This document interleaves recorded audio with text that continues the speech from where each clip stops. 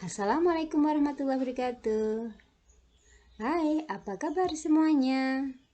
Kembali lagi dengan saya, Bu Farida, dalam video pembelajaran materi kelas 10. Bagaimana kabar kalian? Semoga semua sehat ya, sehingga kita dapat belajar kapan saja.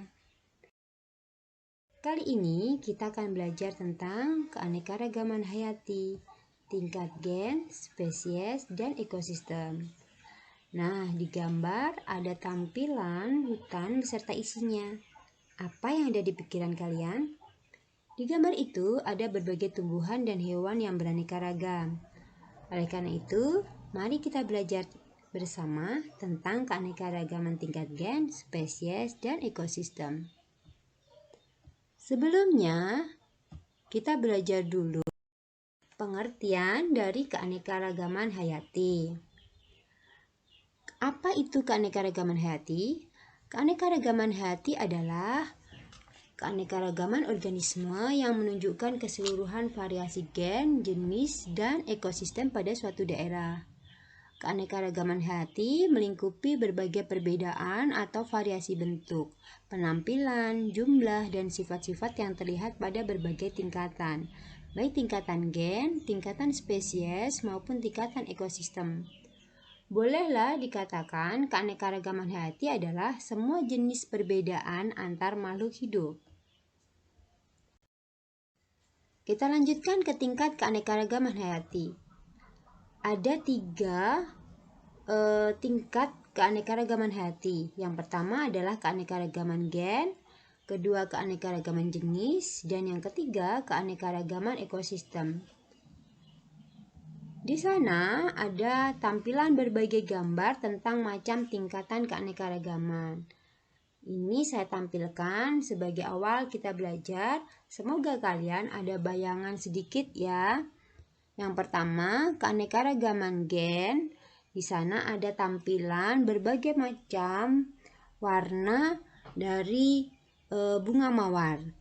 Di sana ada yang warna orange, kemudian pink, ada yang putih, kuning, merah, dan lainnya.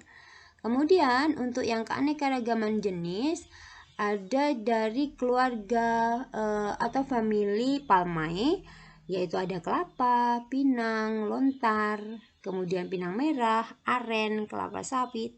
Nah, kemudian untuk yang jenis keanekaragaman ekosistem ada berbagai bioma, yaitu hutan hujan tropis, kemudian ada yang taiga, tundra, hutan gugur, ada yang padang rumput, kemudian gurun. Ya, itu sebagai bayangan kalian. Kemudian kita lanjutkan faktor terjadinya variasi. Ya. Kalau kita tadi menyinggung keanekaragaman hayati, itu melingkupi berbagai perbedaan atau variasi bentuk. Yang menyebabkan terjadinya variasi dalam satu jenis adalah faktor gen dan faktor lingkungan. Nah, kemudian bisa dirumuskan F sama dengan G plus L. Kalau F itu adalah fenotip, yaitu sifat yang tampak, kemudian G itu adalah genotip, sifat yang tidak tampak, dan L itu adalah lingkungan. Jika genotipnya berubah karena suatu hal, misalnya mutasi atau lingkungan berubah, maka akan terjadi perubahan di fenotipnya. Lanjutkan ke keanekaragaman tingkat gen. Gen adalah substansi kimia sebagai faktor penentu sifat keturunan. Gen itu terdapat dalam lokus kromosom, ada dalam inti sel. Keanekaragaman pada tingkat gen itu merupakan keanekaragaman yang paling rendah. Keanekaragaman gen merupakan variasi genetik dalam satu spesies. Tingkatan tersebut timbul karena setiap individu mempunyai bentuk gen yang khas. Nah, kalian sudah tahu nih tentang gen. Ya, ini adalah gambar gen. Ya, untuk gen itu adalah sebenarnya kan materi kromosom makhluk hidup yang mengendalikan sifat organisme. pada setiap individu, meskipun perangkat dasarnya penyusunnya sama, tapi susunannya berbeda-beda, tergantung daripada masing-masing induknya. Keanekaragaman gen adalah keanekaragaman individu dalam satu jenis atau spesies makhluk hidup. Nih, jadi ini kuncinya nih. Satu jenis atau spesies makhluk hidup, satu saja. Ya. Keanekaragaman gen itu menyebabkan bervariasi susunan genetik sehingga berpengaruh pada genotip atau sifat dan fenotip atau kenampakan luar suatu makhluk hidup. Keanekaragaman gen itu menunjukkan adanya variasi susunan gen pada individu sejenis. Misalnya nih ada gambar berbagai macam individu atau orang. Di sini kan karena tadi keanekaragaman gen itu menyebabkan adanya berbagai variasi. Ada yang rambutnya ikal, kemudian ada yang pirang, ada yang lurus, ada yang keriting. Nah, lihat juga warna kulitnya. Warna kulitnya ada yang hitam, ada yang kuning kecoklatan, kemudian ada yang putih. Nah, jadi kombinasi susunan perangkat gen dari dua induk misalnya ya itu akan menyebabkan keanekaragaman individu dalam satu spesies berupa varietas-varietas secara alami atau buatan. Pada manusia misalnya di situ terdapat keanekaragaman gen menunjukkan sifat-sifat yang berbeda. Misalnya seperti ukuran tubuhnya berbeda, warna kulitnya berbeda, warna mata atau bentuk rambutnya. Nah, di sini adalah contoh keanekaragaman gen. Jadi biar kalian lebih jelas ya. Yang pertama, keanekaragaman gen pada bunga mawar. Jadi, kata kuncinya tadi untuk keanekaragaman gen adalah keanekaragaman individu dalam satu jenis atau spesies makhluk hidup. Nih, jadi hanya kita bicarakan kalau keanekaragaman gen ya sudah satu saja bunga mawar misalnya. Di sini tapi dalam satu bunga mawar itu beraneka ragam. Ada yang warna merah, putih, kuning. Kemudian yang selanjutnya keanekaragaman gen pada buah mangga. Ada mangga gadung, mangga gedong kincu, ada mangga golek, mangga apel, mangga kelapa, kemudian mangga madu. Ya, kemudian selanjutnya keanekaragaman gen pada tanaman kelapa. Ada tanaman kelapa ini gading, kemudian kelapa kopior, dan selanjutnya adalah kelapa hijau. Kita lanjutkan yang bawah keanekaragaman gen pada hewan ayam. Di sini ada ayam kate, ada ayam onagadori, kemudian ada ayam Roast brown. Lanjutkan ke keanekaragaman tingkat jenis atau spesies. Sebelumnya, kalian harus tahu dulu nih, apa itu jenis atau spesies. Jenis atau spesies diartikan sebagai individu yang mempunyai persamaan morfologis, anatomis, fisiologis, dan memiliki kemampuan untuk melakukan perkawinan dengan sesamanya, sehingga menghasilkan keturunan yang subur atau fertil untuk melanjutkan generasinya. Keanekaragaman hayati tingkat jenis menunjukkan keanekaragaman atau variasi yang terdapat pada berbagai jenis atau spesies makhluk hidup dalam genus yang sama atau famili yang sama. Pada berbagai spesies tersebut terdapat perbedaan-perbedaan sifat. Ini saya tampilkan keanekaragaman jenis. Dalam satu famili Felidae, ya, di sini ada kucing, ada macan tutul, kemudian ada harimau, ada singa, ada citah. Nah, yang semuanya nanti jika dia melakukan perkawinan dengan sesamanya dan menghasilkan keturunan yang fertil, nah, dia berarti termasuk dalam keanekaragaman jenis. Dan ke contoh keanekaragaman tingkat jenis atau spesies. Keanekaragaman jenis menunjukkan seluruh variasi yang terdapat pada makhluk hidup antar jenis. Perbedaan antar jenis pada makhluk hidup yang termasuk pada satu keluarga atau famili lebih mencolok sehingga lebih mudah diamati daripada perbedaan individu dalam satu spesies. Ini lihat contohnya keanekaragaman jenis atau spesies. Yang pertama, famili Felidae, yaitu ada harimau, singa, kucing. Nah, di sana yang ciri-cirinya pada famili Felidae, ya, daun telinga kebanyakan itu wujudnya segitiga atau tegak. Nih lihat harimau, kemudian kucing ataupun singa, ya. Nih daun telinganya segitiga dan tegak. Kemudian jenis taringnya karena selalu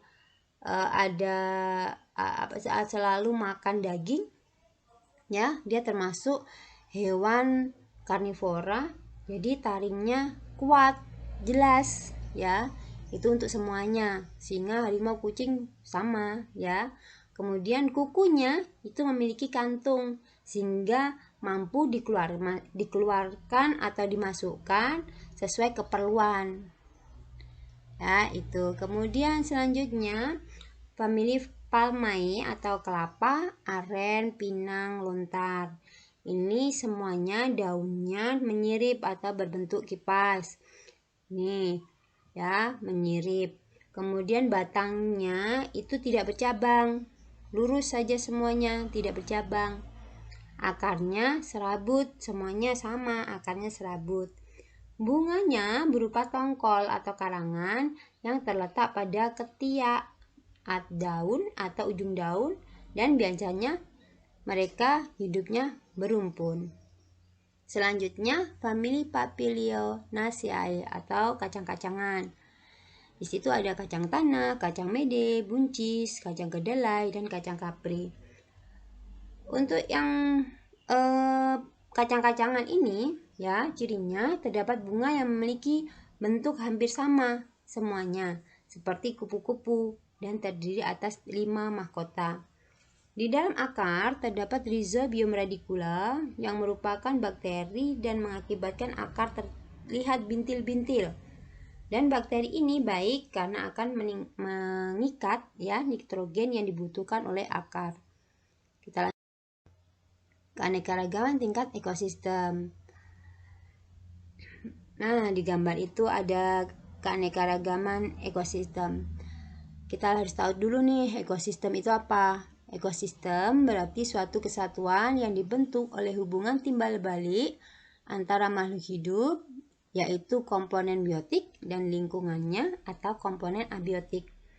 Di gambar itu kalian bisa lihat komponen biotiknya ada kura-kura, kemudian ada ikan, ada kata, ada kancil, ada burung, ada pohon. Ini pohon, kemudian ada rumput, ada tanaman air misalnya teratai, kemudian ada tumbuhan paku-pakuan. Nah, itu adalah yang faktor atau komponen biotik. Sedangkan komponen abiotiknya ada tanah, kemudian ada matahari, ya, kemudian ada air, ada suhu udara dan kelembapan misalnya.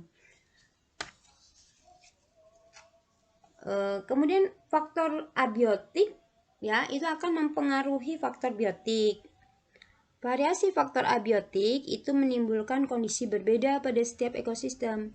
Untuk mengetahui adanya keanekaragaman hayati pada tingkat ekosistem dapat dilihat dari satuan atau tingkat organisasi kehidupan di tempat tersebut. Setiap ekosistem memiliki ciri-ciri lingkungan fisik atau dan lingkungan fisika, setiap ekosistem itu memiliki lingkungan fisik, lingkungan kimia, tipe vegetasi atau tumbuhan, dan tipe hewan yang spesifik. Kondisi lingkungan makhluk hidup sangat beragam, yang menyebabkan jenis makhluk hidup yang menempatinya beragam pula, ya, sehingga itu dikatakan keanekaragaman tingkat ekosistem. Keanekaragaman ekosistem itu terbentuk dari keanekaragaman gen dan jenis. Dapat digambarkan urutannya sebagai berikut. Yang pertama dari bawah nih, gen. ya, gen, kemudian dia akan menjadi keanekaragaman gen, kemudian keanekaragaman gen akan menjadi keanekaragaman jenis, dan kemudian keanekaragaman ekosistem. Contohnya misalnya beberapa spesies palmai yang termasuk di dalamnya itu misalnya kelapa, siwalan, dan aren, itu jika berinteraksi dengan lingkungan abiotik yang berbeda sehingga terbentuk ekosistem yang berbeda pula di antara ketiganya. Nanti misalnya akhirnya kelapa dia di ekosistem pantai, kemudian siwalan di ekosistem savana, dan aren ada di ekosistem hutan basah. Secara garis besar, contoh keanekaragaman tingkat ekosistem itu dibagi dua. Ada ekosistem perairan dan ekosistem daratan. Kita bahas dulu nih yang ekosistem perairan atau ekosistem akuatik. Yang pertama ada ekosistem sungai. Sungai itu adalah suatu badan air yang mengalir ke satu arah. Sungai terbentuk dari air yang berada di darat, baik air itu air hujan, mata air, dan gletser yang mencair. Lalu, air tersebut mengalir dari dataran tinggi menuju dataran rendah. Secara alami, sungai dihuni oleh berbagai jenis makhluk hidup dan benda lainnya, sehingga terbentuklah ekosistem lotik atau ekosistem air yang mengalir. Kita lanjutkan ekosistem air laut. Di bawahnya nih, ekosistem air laut biasanya juga dinamakan sebagai ekosistem bahari. Ekosistem air laut itu merupakan ekosistem paling luas di permukaan bumi kita. Lebih dari 2/3 bagian bumi ini itu merupakan ekosistem laut. Ekosistem air laut itu ditandai oleh salinitas atau kadar garam yang tinggi dengan ion Cl dapat mencapai 55%, terutama di daerah laut tropik seperti kita. Karena suhunya tinggi, sekitar 25 derajat Celcius dengan penguapan besar. Kemudian bagaimana pada daerah dingin? Suhu air laut merata sehingga air dapat bercampur. Hal ini mengakibatkan daerah permukaan laut tetap subur dan banyak plankton serta ikan. Gerakan air dari pantai ke tengah menyebabkan air bagian atas turun ke bawah dan sebaliknya, sehingga memungkinkan terbentuknya rantai makanan yang berlangsung baik. Pada ekosistem air tawar, muncul dari sumber yang berasal dari air tanah. Interaksi yang ada kemudian dibagi lagi berdasarkan pergerakannya. Pergerakan airnya, yakni ekosistem air tenang dan ekosistem air mengalir. Kita lanjutkan ke ekosistem estuari. Ekosistem estuari, ekosistem yang berada pada daerah percampuran antara air sungai dengan air laut. Perbedaan paling utama itu merupakan salinitas atau kadar garam dalam ekosistem estuari yang lebih rendah dibandingkan dengan ekosistem air laut, tetapi tetap lebih tinggi dari ekosistem sungai. Kemudian kita lanjutkan ke ekosistem terumbu karang. Di laut tropis pada daerah neritik terdapat suatu komunitas khusus yang terdiri dari batu karang dan organisme-organisme lainnya. Komunitas ini disebut terumbu karang. Daerah komunitas ini masih dapat ditembus cahaya matahari sehingga fotosintesis dapat berlangsung. Kalau membicarakan ciri-cirinya, temperatur laut yang tinggi, kadar garam air laut yang tinggi, kemudian mendapat intensitas cahaya yang tinggi, keadaan iklim serta cuaca stabil, kemudian arus terus bergerak, terbentuk dikarenakan ribuan hewan polip dan terdapat banyak organisme laut.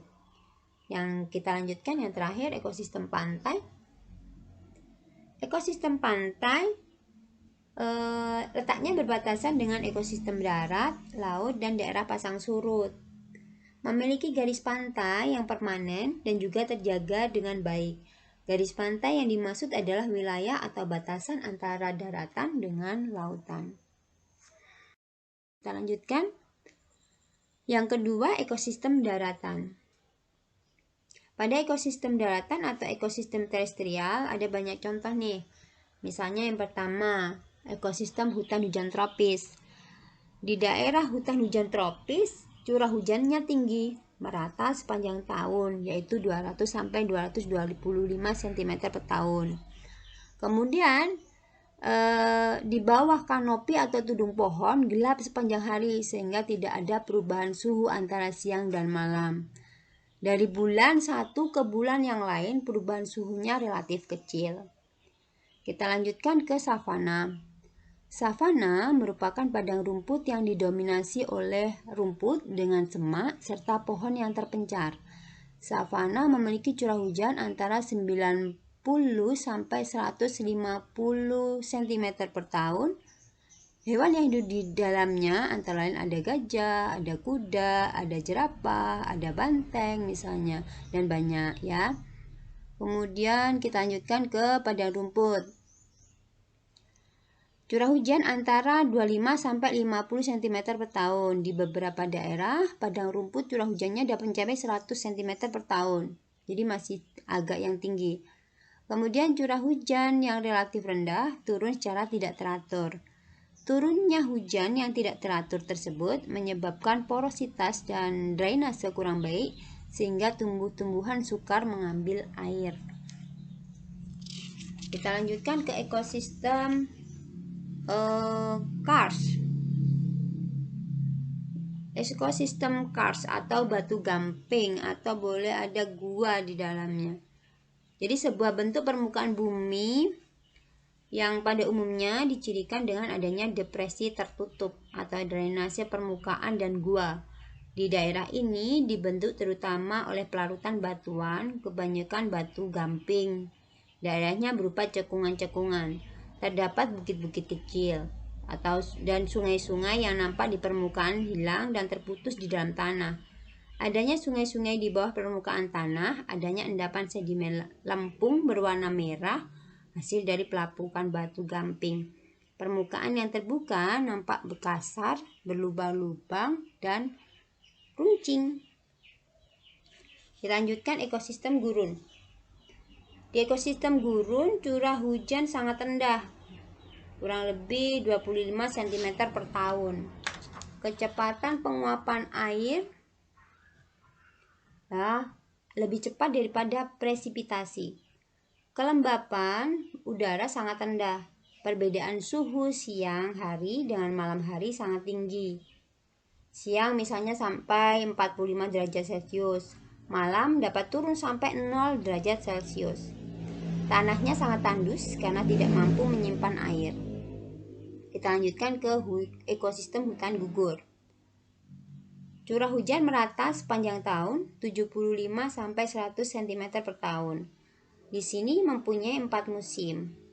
Musim panas, musim dingin, musim gugur, musim semi. Keanekaragaman jenis tumbuhan lebih rendah daripada bioma hutan tropis. Selanjutnya, ekosistem taiga. Bioma taiga dikenal sebagai hutan konifer. Nih banyak tumbuhan konifer di situ. Merupakan bioma terluas di bumi.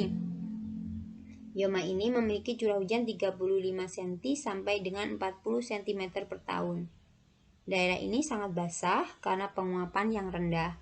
Tanah di bioma taiga bersifat asam.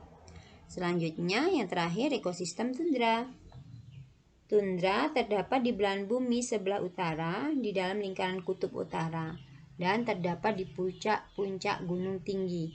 Tumbuhan didominasi adalah sphagnum, kemudian lumut, kerak, tumbuhan biji semusim, tumbuhan kayu yang pendek, dan rumput. Nah, itu adalah tadi materinya, dan sekarang kita lanjutkan pada soalnya, latihan soal. Yang pertama, perhatikan di situ ada gambar berbagai macam hewan. Yang pertama ada hewan, di sini ada angsa, ada ayam onagadori, kemudian yang ketiga itik, yang keempat burung puyuh, dan yang kelima adalah itu adalah ayam ros. Hewan-hewan yang menunjukkan keanekaragaman tingkat gen ditunjukkan oleh gambar nomor. Ini tadi maaf ya sudah kepencet. Ada 1, 2, 1, 4, 2, 5, 3, 4, 3, 5. Pembahasannya yang benar sebenarnya jawabannya adalah yang C, 2 dan 5. Kenapa? Karena gen itu merupakan substansi kimia faktor penentu sifat keturunan. Yang tadi saya sudah bicarakan kata kuncinya kalau kita bicarakan tentang gen berarti hanya organisme sejenis saja. Jadi keanekaragaman gen merupakan keanekaragaman yang dapat ditemukan di antara organisme sejenis.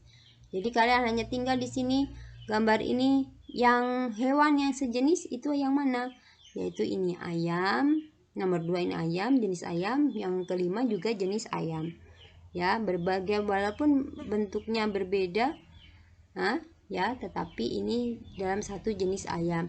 Yang kedua adalah ayam onagadori dan yang kelima adalah ayam roast. Jadi jawabannya adalah yang C. 2. Misalnya, dua individu dalam satu jenis memiliki faktor genetik yang sama, tetapi fenotip keduanya berbeda. Hal ini dapat disebabkan oleh A. Lingkungan yang berbeda, makanan yang berbeda, faktor keturunan, B. Faktor reproduksi, dan E. Sumber nutrisi yang berbeda. Nah, ini kalian bisa silakan dipikirkan. Apa nih jawabannya? Jawabannya adalah A. Ya, jadi keanekaragaman gen selain disebabkan oleh faktor genetik yang berbeda, juga disebabkan oleh adanya faktor lingkungan yang mempengaruhi kehidupan satu makhluk hidup. Interaksi antar faktor genetik dan lingkungan inilah yang menyebabkan perbedaan fenotip dari masing-masing makhluk hidup. Jadi jawabannya adalah yang A. Cermati tanaman berikut. 1 kacang tanah, 2 kacang buncis, 3 kacang merah, mawar merah maksud saya, kemudian 4 mawar putih, 5 kacang hijau, 6 mawar kuning. Tanaman yang dapat dikelompokkan dalam keanekaragaman tingkat jenis ditunjukkan oleh nomor. Nah, jadi ingat-ingat nih yang mana di sini kan ada kacang-kacangan, kemudian juga ada mawar. Ya, kalian tinggal pilih, pikirkan saja. Kalau tingkat gen yang bagaimana? Kalau tingkat jenis yang bagaimana misalnya? Jawabannya adalah yang B. 1, 2, dan 5. Kenapa? Keanekaragaman tingkat jenis adalah variasi atau perbedaan sifat dan penampilan antar individu berbeda atau jenis atau spesies dalam satu famili atau keluarga. Ya, jadi kalau kacang tanah, kacang buncis, sama kacang hijau itu satu keluarga polong-polongan atau Fabaceae. Ini adalah satu jenis. Kemudian kalau yang mawar merah, mawar putih, mawar kuning itu adalah keanekaragaman tingkat gen, yaitu kata kuncinya satu jenis individu. Jadi satu jenis spesies yang beraneka ragam. Tetapi kalau yang berkeanekaragaman 3 jenis berarti dalam satu famili. Jadi jawabannya adalah yang B. Nomor 4. Keanekaragaman jenis dapat terlihat dari adanya perbedaan A. Bentuk, warna, jumlah, ukuran, dan penampilan. B. Bentuk, warna, jumlah, ukuran, dan gen. C. Morfologi dan anatomi. D. Tingkah laku dan gen. E. Morfologi dan tingkah laku. Yang mana nih? Jawabannya adalah yang C.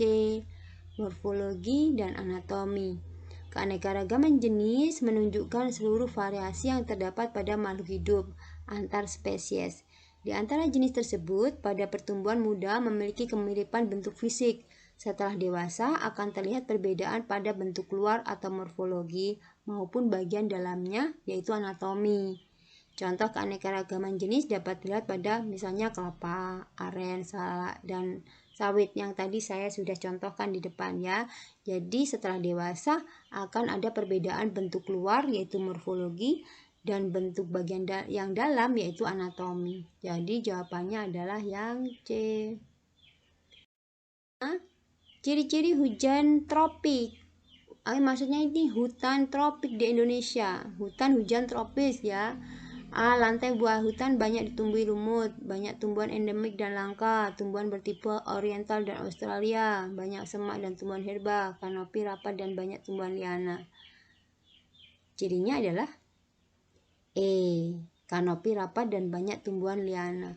Ekosistem hutan hujan tropis terdapat di daerah tropis seperti Indonesia dengan ciri ditumbuhi bermacam-macam pohon terutama tumbuhan epifit, misalnya anggrek, tumbuhan pemanjat, misalnya liana, sehingga kanopi hutan menjadi sangat rapat.